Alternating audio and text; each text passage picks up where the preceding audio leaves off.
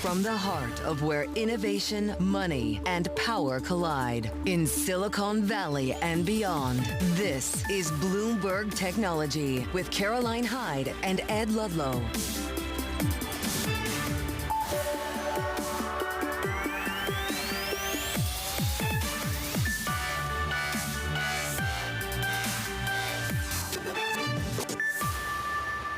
Live from New York and San Francisco, this is Bloomberg Technology. Coming up, President Trump says global trade deals and tariff rates are coming in weeks as he ends his technology tour of the Middle East.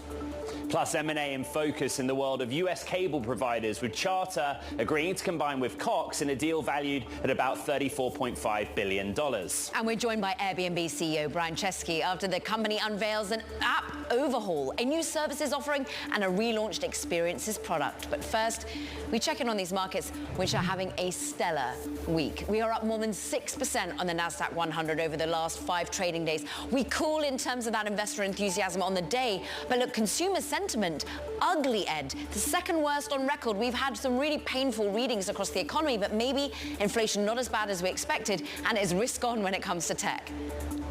We had technology earnings overnight. I go to Applied Materials. This is America's biggest chip making or chip equipment maker. And you can see the stocks down negatively. Current period, weak outlook. Concern about trade, particularly with China. There's a bigger conversation to be had here about the reality of what's happening in investment going forward, despite all the hype with chips. Speaking of hype, we're going to go out to the Middle East soon, right? And the big beneficiaries of President Trump's visit are on this screen, principally NVIDIA. NVIDIA is up for a 4th straight week, a 4th straight weekly gain, up 15% on the week. And I'm sure AMH Anne-Marie is going to talk about how Jensen was by the president's side every step of the way. Compare and contrast with Apple, it's still up 6% despite the negative headlines, but it's rebounding from last week where it saw a decline, Karen. Extraordinary amount of market capitalization added, more than $400 billion to NVIDIA alone over the last 5 trading days. And that's as President Trump said, though, that he actually will be looking back at tariff rates for U.S. trading partners, Ed, quote, over the next 2 to 3 weeks, saying his administration actually lacks the capacity to negotiate the deals with all of its trading partners. Let's just run through the week that was with Trump's visit in the Middle East. Bloomberg's Anne-Marie Jordan joins us now from Abu Dhabi, and he's taken off, he's jetting home, but he leaves a lot of tech optimism in his wake, but a lot of anxiety when it comes to tariffs still to deal with. Yeah, absolutely. And the president talked about those tariffs today. He talked about the fact that there's so many countries that are lining up and want to negotiate with the administration. But right now they're focused on the main trading partners, the European Union, Japan, India, when it comes to some of these other countries. And the president has said this in the past. Most recently, last week, I was with him in the Oval Office and he talked about this. He said they're just going to set the rate for these countries and let them know where the new rate is. Remember, Liberation Day, April 2nd. That's how the administration wanted to frame it. Very high tariff rates for a number of countries. They put all that on pause. So potentially in July, some of these countries they haven't been able to have these bespoke agreements with, they're just going to set a new rate. So the president is juxtaposing a lot of issues at once. He's still facing some pushback when it comes to countries and investors, when it comes to the tariff policy and the fact that trade deals can take years, with the fact that he's inking deals across the entire Middle East between Riyadh, Doha, and Abu Dhabi. And Caroline, Ed, you are 100% right. Tech was really the star of this entire trip, specifically NVIDIA and Jensen Huang. And when I spoke to him briefly in Riyadh, I was entering this honorary dinner for the president with the Crown Prince Mohammed bin Salman. I asked him about the diffusion rule. I said, you must be happy they rescinded. And he said, rescinded, canceled. And because of that, he is going to be able to get more of those advanced chips into the Middle East. The president name-checked him in Riyadh, saying, my friend Jensen Huang is here. And then a remarkable photo, really, yesterday in Abu Dhabi as Commerce Secretary Howard Lutnick was signing this AI partnership between the United States and Abu Dhabi. That would mean building the biggest AI data center outside of the United States, right here in Abu Dhabi. Look at that photo. He is standing in between President Trump and Sheikh Mohammed bin Zayed. It's Jensen Huang. He's been everywhere on this trip, and you can kind of see why. Bloomberg's Anne-Marie Horden with everything from the ground and a long week on a Middle East tour. Thank you very much. Let's get more on what markets think about President Trump's AI deals and what that means for technology. Ipek Oskardeshaya is Swissquote senior analyst. And I showed that chart at the top of the show, right? NVIDIA, Amazon and Apple over the course of 5 days. As an investor in those names in that sector, what's been the net result for you of everything that's happened this week? Well, the big technology companies have had a very difficult quarter with the Chinese AI competition coming up and the trade tensions and the deals, the Middle East visit, and these deals are coming right at the best imaginable time so far this year. First of all, we have been seeing companies delaying their AI investment plans due to tariff uncertainties, and there are a lot of questioning regarding how much of these investments could still materialize given the gloomy economic outlook. And the deals just come at the very best time and from the richest countries in the world. So there is a reason NVIDIA jumped 15% since Donald Trump's Middle East visit. We think that the NVIDIA deals with the Saudi and Qatar and Abu Dhabi is just going to fill in the gap at a very critical time for the chip industry. There is one thing though, we start hearing that at the White House, some politicians, some members are not fully comfortable with the idea of selling chips to the Middle East due to the national security reasons. But that's a story to be followed. For now, though, the optimism has strong legs. I want to go there. Anne-Marie talked about the sort of significance of the images we showed, which was Jensen Huang standing between the President of the United States and his UAE counterpart. But actually, there are deep concerns that the rescinding of the diffusion rule, those are those pictures now, good job to the team in New York, does not at all answer the question about China. We don't know anything about rules for China. Has the market yet to price that in?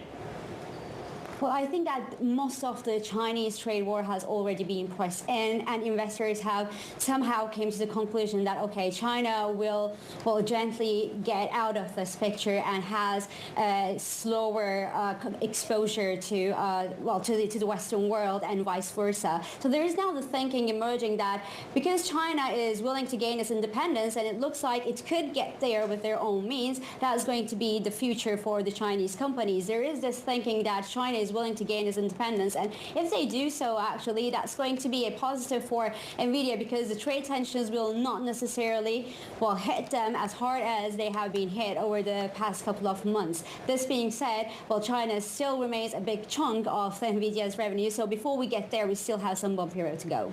Ipek, broaden it out because NVIDIA, yes, crushes it on the week, up 15%, more than $400 billion in market cap added. It's, again, a $3 trillion company. Are there legs left to run with NVIDIA's up and to the right, and indeed tech more broadly? Well, I think that NVIDIA still has earnings to be announced, and we expect that the earnings are going to be strong enough to keep the optimism going. We shouldn't forget that NVIDIA had a very difficult quarter, and we saw a very significant fall in its share price and also in its valuation. And right now, with the arrival of the good news and big clients that actually counterweight the idea and the worries that the big technology clients could be finding their ways out of NVIDIA is obviously a very positive news. And we think that NVIDIA does have potential to extend and to, extend its rally on the Middle East deals if obviously the Middle East deals materialize and there is not a problem barrier in the future. Yeah, so definitely, yes, it has been an outright positive for NVIDIA, we think. I mean, it's been an outright positive for many a tech stock this week. I'm looking at Alphabet up more than 9% over the last 5 trading days. That's despite the ongoing worries that this is a company that might be forced to break apart. Meta also investigation with its monopolistic, as has been deemed by the FTC, monopolistic position. What do you think are some of the risks that investors perhaps aren't tuning into right now?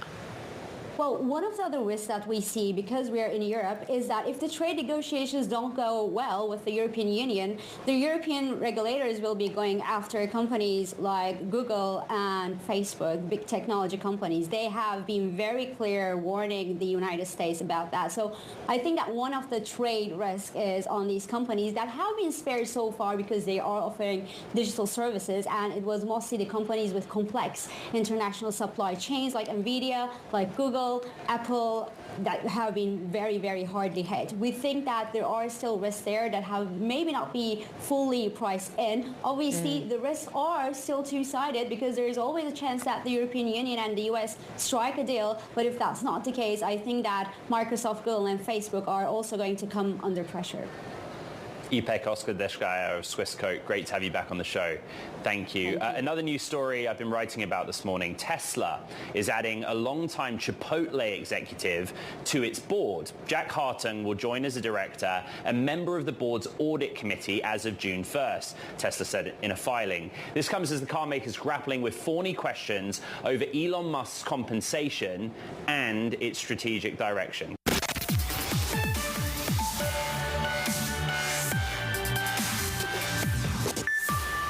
Charter Communications. Well, it's agreed to combine with privately held Cox Communications in a deal that would unite the two of the biggest U.S. cable providers. The transaction will value Cox at about $34.5 billion, including debt. That's according to a statement Friday that actually confirmed earlier Bloomberg News reports. Who was doing that reporting? Michelle Davis was, and she joins us now. Michelle, it's interesting that this is a fiercely competitive space. Does it just have to end in consolidation? That's basically what the Cox family is saying. I mean, they have been owners of cable assets for 70 years. And the fact that they're now saying, okay, it's time to combine means that that's how fierce it is. And you know what's going on is cable companies have been making their revenue from internet, but everyone has broadband internet these days, and at the same time the phone companies are getting into it and people are cutting the cord, and so the idea is this is what they have to do to survive. John Malone is the billionaire that's sort of behind some of these deals. In fact, maybe he signaled this earlier than the deal came about, right? He had an investor day saying, look, I want to combine Charter with someone else. I need to be able to make a deal here. Yeah, this is one of those perennial deals that John Malone has wanted to do for more than 10 years. And it took time for it to get there, but in December or November during the Liberty Media Investor Day, he said it's gotten so competitive, the tech companies are allowed to just roam the earth without limits, and why should cable companies just be restricted to one part of the country? They should be allowed, Charter, he said, should be allowed to merge with Cox, Comcast, or T-Mobile. And I guess they chose Cox. And what's interesting is that meanwhile, the T-Mobiles, the AT&Ts, the Verizons are busy trying to do wireless offerings, and they're almost offering their services to cable providers. Is this therefore going to get through regulatory scrutiny because it's just so fiercely competitive? So it's going to be the big litmus test of the Trump administration to see how it's received. The companies clearly believe that they have a shot at getting it through. The way the cable industry is structured in the U.S. means there's not any overlap in terms of geographies that these companies play in. And I think part of why they're focusing on this competitive element is because their argument is we need to do this to survive. It's been great talking to you, Michelle Davis. We appreciate it. Meanwhile, Ed, you're looking at another key story. Yeah, turning to Coinbase, the crypto platform disclosed it had suffered from a hack that leaked sensitive customer data going as far back as January. The revelation coming just 3 days after Coinbase was added to the S&P 500. Bloomberg's Margie Murphy's here. Let's go to the basics and details of the hack. What were hackers able to obtain? How did they do it? And what was the kind of net effect for Coinbase and Coinbase customers? Right, so back in January, the threat actor realized that they could get access to some of Coinbase's contractors in their customer support assistance teams. And essentially, the threat actor was bribing individual employees or contractors and saying, I'll give you cash if you give me the information on Coinbase customers. And they have been giving a drip feed through since January up until around this week when Coinbase say it received an anonymous email saying, I'm the person who's been bribing your customer support assistants. I have this pool of information on some of the most valuable customers you own. give me $20 million and I will delete that information. And this week, Coinbase, yesterday, disclosed that had been going on and that they refused to pay the ransom and they wanted to come public with it instead. That's right. If you're just tuning in, I mean, Coinbase shares are pretty buoyant in Friday's session. They had fallen by 7% or so in Thursday's session. The simple question is, what happens next? Right. So Coinbase has estimated that this is probably going to cost them around $400 million. And what they're saying to customers is, look, the hacker didn't access your account through us, but they got a lot of information that they could very easily socially engineer you. So they've been sending out emails to people they believe have been affected. And they are saying, if you do suffer a loss as a result of this data being leaked, we will compensate you. So we'll Margie, have to see. I'm sorry to interrupt you. In your career covering cybersecurity and hacks like this, where does this rank in sort of corporate world? It's pretty bad. It's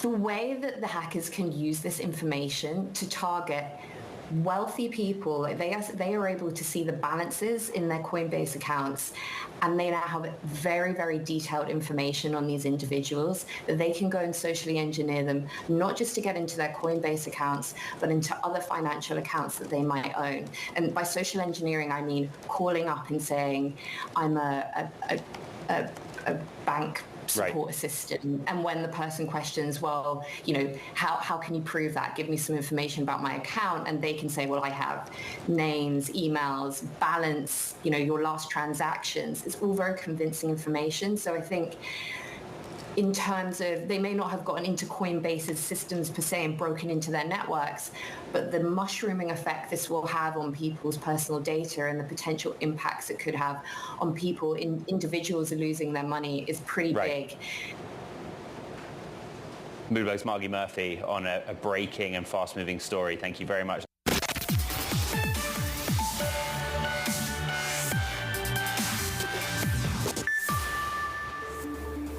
TikTok is willing to talk about its Brazil operations with the South American country's government, according to an official. This follows a visit to China earlier this week when President Lula and the First Lady expressed concerns over the potentially harmful effects the app may have on children and women. Kara. Let's just turn our attention to other social media players, because Meta, Ed, shares still lower. That's after the Wall Street Journal reported that the company will delay the release of its AI model, the latest one. It's called Behemoth. For more, Bloomberg Riley Griffin can talk not only about the AI models, but also what's been happening with the FTC. But I go first to Behemoth. How important is it that they're perhaps not able to make significant incremental improvements on the overall model? So this is Meta's biggest model. It's one that they have pointed to as a landmark and said that is better than ChatGPT's comparable model, Claude's. They've talked a big game about Behemoth. The delays here are interesting. They were supposed to release the model in April, according to our colleagues at the Wall Street Journal, but it's now looking like it'll be delayed to the fall. And the point here that I think we need to take, Caroline, is that each incremental development is going to become increasingly harder to achieve. Some of the big advancements that we saw earlier on, 2022, 2023, through now, it's becoming harder and harder to advance these models in ways that are worth the releasable milestone. Well, it's a difficult undertaking, right? But did the report say specifically why it's delayed or who made the call? The report said that internally, senior executives at the company are disappointed with the team and the milestones that they're reaching so far. It didn't explain exactly why it was being delayed. So we're going to have to keep watching this story unfold. And Meta at this time is not commenting. I mean, Ed, it's interesting, isn't it, that all of this comes at a time with Meta that not only are they trying to push the envelope on generative AI, but they're also under a lot of, well, stress, it would seem, in the courts, trying to say, look, Instagram and overall WhatsApp are not monopolistic. There are so many others out there competing, but the FTC thinks that there aren't, that it's limited to Snap. No doubt. And AI, as you mentioned here, is not just a story about the chatbots and the models, but it's about how they're integrated into the applications themselves.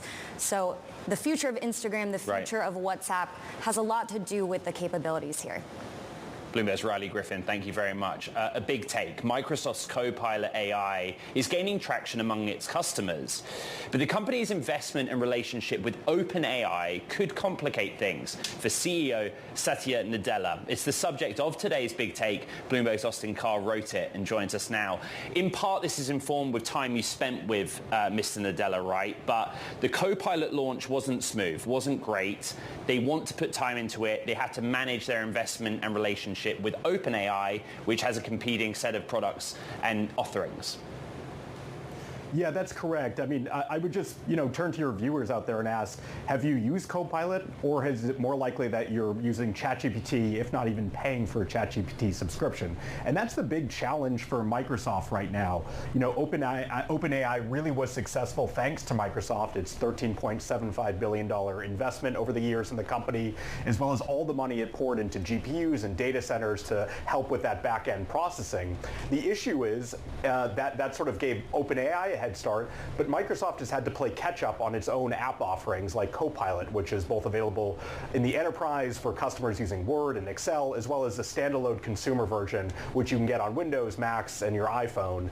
And it's just really been a challenge for Microsoft to show why it's different, because a lot of people at the beginning just saw it as a knockoff of ChatGPT with a different brand name, because it was still tapping into OpenAI's models underneath. And that's what Satya Nadella is trying to differentiate now, building up Microsoft's own models, trying to differentiate their product through integrations with Microsoft software. You've got Mustafis Suleiman, who we all know well on the consumer side, but you introduced us to a new executive that others might not have heard of so much, Asha Sharma, really leading the charge here from the company's AI platform perspective. What does she bring? Yeah, I mean, I think what's so fascinating here is she's building up a product called Azure AI Foundry, which is their sort of AI marketplace that's available on Microsoft's leading cloud platform. And I think, a lot of people have this grand misunderstanding about Microsoft that it's really wedded to OpenAI, when in fact that model marketplace offers about 1,900 very varied models, including internal Microsoft models, as well as external third-party ones like Meta, which you were just talking about a moment ago. So Microsoft and Satya Nadella are really hedging their bets on OpenAI. So you can rent OpenAI models through Azure AI Foundry, which is something Asha is leading, but you can also get access to Cohere, Mistral, Meta, as well as more recently DeepSeek's models that are adding to the platform. Austin Carr, it's a brilliant read. Go get it on Business Week, a long and very deep and thorough one on Microsoft as it stands.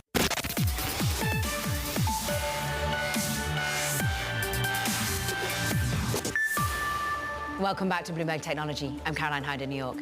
And I'm Ed Ludlow in San Francisco. So in the moment this Friday, when we think about at the index level in markets, tech's kind of taking a time out. We're flat on the NASDAQ 100, but it has been a strong gain on a weekly basis. We're up about 6% on the NASDAQ 100. A lot of what's driven that gain over the course of the week has been the technology companies that have been beneficiaries of President Trump's visit to the Middle East, the AI infrastructure deals, your Nvidias, your Dells, your Amazons, for example. But the story this Friday is a little bit economic, Kara, and we'll get to it later in the program. A gauge of US consumer sentiment was worrying, I think, for the markets. But again, from a headline perspective, there's been a fire hose Monday through Thursday, and I kind of feel like in the world of tech, at least, we're taking a timeout.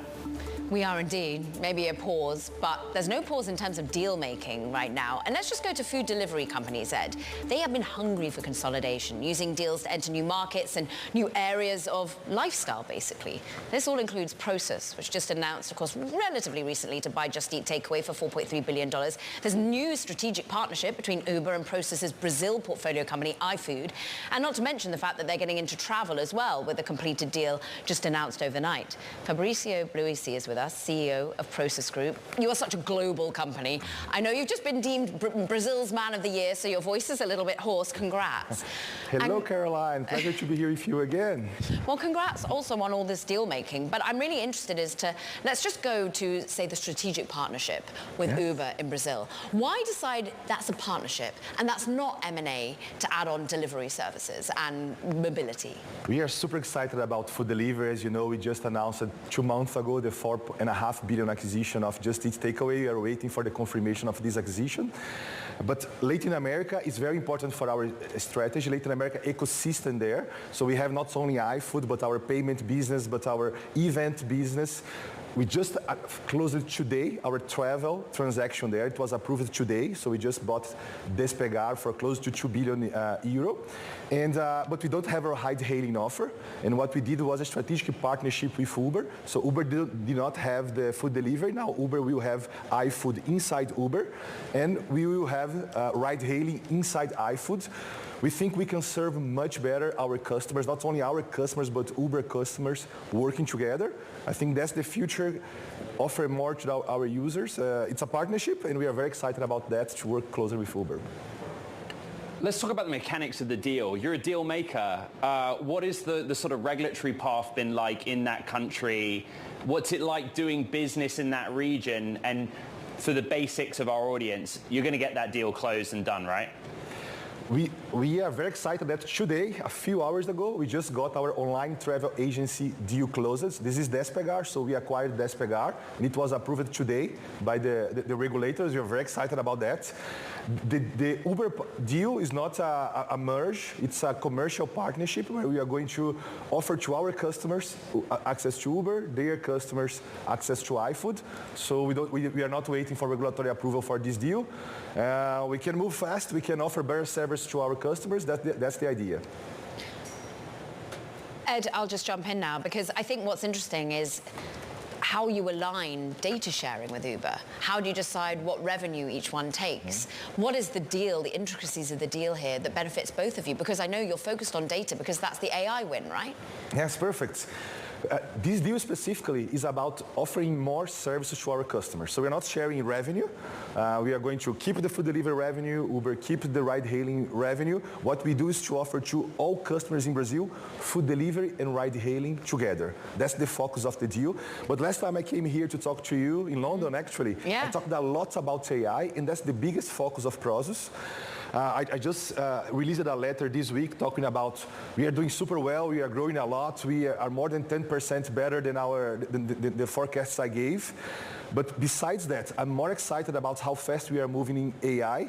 We announced our large commerce model that is a very big AI model that consolidates all transactional information in all Prosus to train a model to serve better our customers. So we are innovating a lot using OpenAI 4 and DeepSeek and all kind of new models to really make a step forward in how AI advance on e-commerce. So data is a big priority for us. We are investing a lot on that, and we are just starting to release the good results of that. And what you call yourself is sort of lifestyle e-commerce. So what else do you bolt on? Look, we've got the food delivery, you've got the mobility side, you've got the travel with this new travel operator that you've been buying. What else comes to that? Payment, and I think it's good enough for now. So let me deliver lots of results on that, and then we'll put some adjacencies before. But as you can see, food delivery is very important because food delivery is a very high frequency business. People buy sometimes 5, 10, 20 times per week.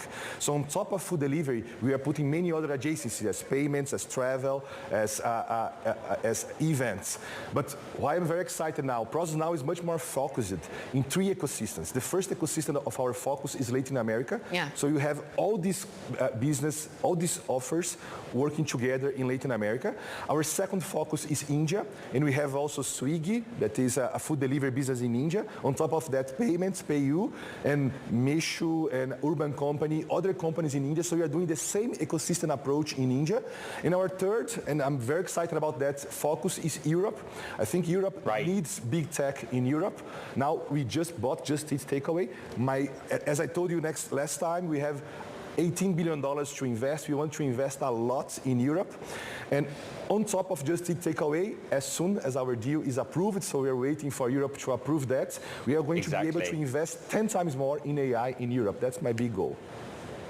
So Fabricio, you took us around the world there on a jet plane, but with the Just Eat deal, there's a shareholder complaint, right? They basically think 20 euros and 30 cents is less than half what you should be paying. What's the latest on that? Do you see it changing?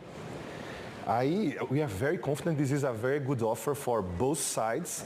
We are paying around 50%, it's a little more, 55 or 60% premium in the previous price. So we are very confident this is a great offer. We got very good reception for most of the shareholders. Our expectation is to close, we have a strong expectation to close at the offer, and we think it's an amazing offer to the shareholders. What other regions next? Which country are you going to surprise us with your next deal? We just have 10 seconds. Latin America, India, and Europe, the biggest tech company outside US and China. Let me surprise you, getting to $200 billion very fast, and come here to talk about our next steps. Fabricio Bloisi, CEO of Prosus Group, great to have you back on the show. We welcome to our radio and TV audiences worldwide now Airbnb, out with a redesigned app that puts a greater emphasis on services, on one-of-a-kind experiences. But this is as, of course, anxiety remains about consumer sentiment, about our desire to travel abroad right now. Let's get through all of that with Airbnb's plans. We're joined by CEO Brian Chesky. Brian, welcome. And Airbnb more than a home. You want to be sort of an Airbnb for the world. Yeah. And for services, tell us the revenue drivers here. Why is more experiences, more services going to lead to a bigger business and investable opportunity? Well, I mean, as big as Airbnb is, and we do around $90 billion a year in bookings, there's so much greater opportunity for people to monetize the biggest asset in their life. And it's not their home, it's their time. And so what if all the people's skills, all the people's passion, their expertise could be monetized? A huge percent of the jobs in the United States around the world are becoming, essentially services jobs. And there is no Amazon for services. People say Amazon's the everything store. It's kind of the everything in a cardboard box store.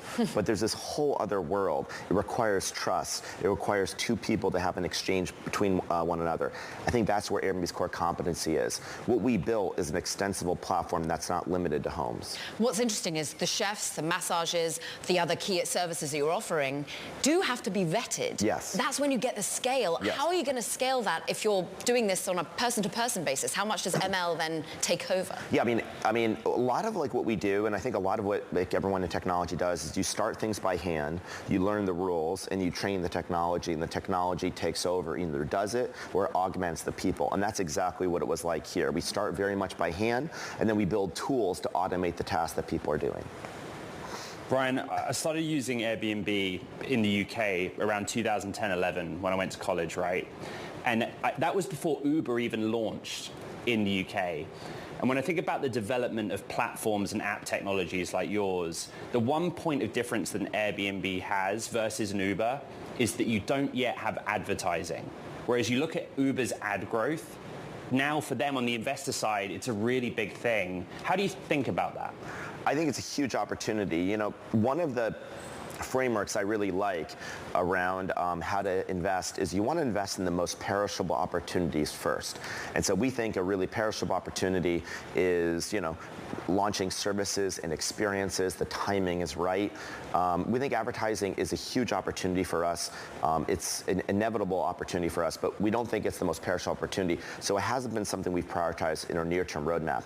I also think it's really good to first extend our platform from homes to services, experiences, and beyond. So when we build things, we can build them as a horizontal platform. Inevitable. That's really interesting. You got a lot of credit this week for the relaunch of the app and its ability to give you some long-term growth. I'd just be grateful to hear how you think it will drive long-term growth. I think from the street's perspective, that's more about revenue growth and profit, but maybe scale of the platform as well. I think there's three things. Number one, there's a whole bunch of people who don't book Airbnbs because they don't come with services. They go to hotels. So what if you could offer all the services of a hotel and more in an Airbnb? So that's one way we actually could grow, is to get a lot more customers. The second way we can grow is a lot of people use Airbnb, but they only book one thing on the reservation, a home. So we can essentially get a greater share of wallet on the trip. And the third and the longest term opportunity is local demand. We think a lot of these services and experiences that we're initially building building out for travel consumers are eventually going to be things you're going to want to book in your own city. And that is an even significantly greater market. So there's really these three types of horizons. Cosplaying with Megan Thee Stallion, learning volleyball with an Olympian in Rio. How did you get these one-off experiences? I mean, is this making some phone calls? Yeah, I mean, a year ago we launched Icons, which are these extraordinary experiences hosted by the biggest names in culture. We had, we made the Up House float in the sky, and we did all these really cool experiences. And then we started thinking to ourselves, how do we bring that magic to experiences? And we built this network of really interesting celebrities and global icons. And one of the things that we found is a lot of them heard about what we're doing. They reached out to us. I think a lot of these global celebrities want to connect directly with their fans. They don't just want to have a parasocial relationship on social media. And I think the more we talk about AI, the more we start to realize that we are accelerating our life living in a digital realm. We're spending more and more time on devices. And we want to be the kind of company that are getting people off devices into the real world, just as a balance. And I think that can be a very exciting proposition for the future. As you can imagine, this show's been talking about AI relentlessly for the last 3 years, but we took a pause and started talking about tariffs and the economy relentlessly. You said now is the perfect moment to be launching these services and experiences. Why, in this environment where you saw consumer sentiment today is woefully low? I mean, well, number one, we reported really, really good growth within travel. So I think people are still traveling. And I think when consumer sentiment is unsteady, they still want to travel, but they often want to find more affordable options. Airbnb is a great way to do that. But beyond that, this is a very long-term bet that we're making over the next 5 years. And I think this will endure across any kind of economy. It's just good to remind people, Airbnb started during the Great Recession of 2008. And so I think a lot of the great businesses are starting during, kind of a weakened economy.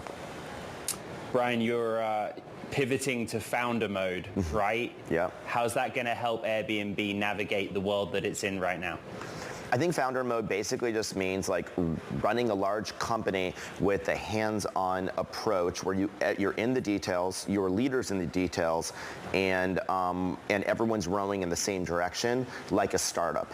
I think those principles are more important now than ever with this new technological revolution that's in front of us. You need people that are able to basically have their hands on the steering wheel and not be, in essentially like a self-driving car, which is, how more professional managers typically run things. So I think this is the perfect time to lean into the future, to put the pedal to the metal, put your hand on the steering wheel, and really drive transformation. And I think a lot of the great companies in history have been led that way. With that in mind, Airbnb, the technology company, what's its core competency? What are your people really good at that other companies are not? I think a few things. Probably a few, but I'll highlight just two on the right now. Please. The first is our application. I think we have one of the most beautifully well-designed and built apps in the world. We're able to show it's incredibly intuitive. I believe we have one of the best design teams in the world. So we have really great applications. And so take AI, there's a lot of development on the large language model layer. But the applications haven't seen a lot of development. If you pick up your phone, almost every app looks exactly like it did before generative AI came on the scene. So that's the first thing. The second is probably even more important, the offline world. We're really good at building apps, but I think we're even better at designing this system of trust between two strangers to live together. I mean, nearly 4 million people a day live together in Airbnb in nearly every country in the world. Think about all the ways you need to keep people safe, handle their issues, match supply and demand, facilitate money, make sure they're having great experiences. There's so much more. The offline world, the Airbnb, when people see Airbnb, they see an app, and the app is just to scratch the surface of our community. I love that you're talking online and offline. Briefly, when you're thinking about Klarna having to decide that actually all the AI focus has to be unwound a little bit, customer service is not working as they wanted, bring people back. You're bringing AI to customer service. How's that going, and how much do you have to rely on people still? We still have to rely a lot on people. I think it's going incredibly well. We launched a customer service agent in the United States to all English-speaking users, where now if you need help, you can reach out to an AI customer service agent. It's a front line. It's been trained on, hundreds of millions of customer trips to like be able to be 24/7 and be an escalation point to humans or be able to answer the question themselves. But I think the key lesson here is you don't want to rush into a trend. I think that people got really, really excited about AI. They inevitably thought it's the future. It's going to do all these tasks in the future. All that's true, but you can't skip steps. And people want things to work. And so, we didn't want it to be an AI lab. We wanted it to be something people could trust. And so we've been very, very careful about focusing on solving real problems responsibly with a model that doesn't hallucinate. And I think that's what we're doing. Airbnb CEO and co-founder Brian Chesky, it's great to have you back on Bloomberg Technology. Thank you very much. A new weekly podcast from Bloomberg launches today, covering business stories that are relevant to absolutely everybody, and is aptly titled Everyone's Business. The hosts, Bloomberg's Max Chafkin, Stacey Vanek Smith, join us now. Max, what's the USP here? How are you going to set yourself differently from all the other business conversations? Well, there's so much going on in the economy right now. You have tariff news changing every day. Obviously, AI, we heard that in the last conversation. And all this stuff affects, the markets, it affects businesses and the decisions they make, but it also affects like the real decisions that regular people make. And that's the connection we're trying to make. We're trying to bring some sort of smart analysis and basically help people figure out what to do with their money, figure out what decisions to make, and figure out how to make sense of the world. Stacey, as a journalist covering technology, sometimes the written word's not enough. And that is no more true than when I'm confronted with the transatlantic issue of the banana pudding. Please explain the detail to our audience how this podcast will crack that issue. Well, crack might be the key word there. Obviously, inflation has been a huge issue all over the world, in the U.S. and, of course, in the U.K. as well.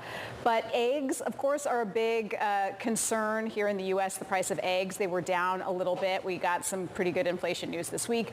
But I think a lot goes into a banana pudding. In fact, there's labor, there's overhead. If you're a business making banana pudding, you are dealing with all of the economic forces that are affecting us all every day. And so I think that's the kind of thing we're going to be looking into through the lens of banana pudding. I think you can see the whole economy, I would argue. A lens, a beautiful, delicious lens into the whole economy. I mean, let's talk sports. Look, New York is on tenterhooks for a game tonight. We're all worried about NJ Transport. But I'm interested more broadly, Max, on how the business of sports is going to fold into this, how this becomes entertainment at the same time. Yeah, we had a great conversation for the episode that hit today, which you can get anywhere you get your podcast, with Randall Williams, who's a Bloomberg sports reporter, Business Week contributor, and it's all about the rising valuations of teams.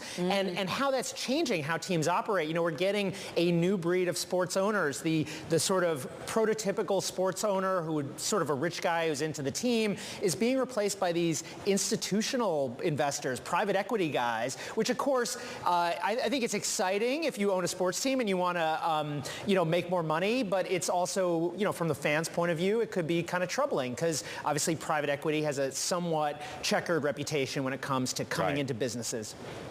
Bloomberg's Max Chafkin and Stacey Vanek Smith, their new podcast, Everybody's Business, is out today. Check it out. Caroline, that does it for this edition of the television show, Bloomberg Technology. We also have a podcast. So keep your pictures coming for the podcast and the TV show. You can find it on the terminal as well as online on Apple, Spotify, and iHeart. And go back over some of our CEO conversations today because they're global, they're important, and they discuss things like the impact of inflation and our desire to go traveling and indeed to get our food delivered. From New York, from San Francisco, this is Bloomberg Technology.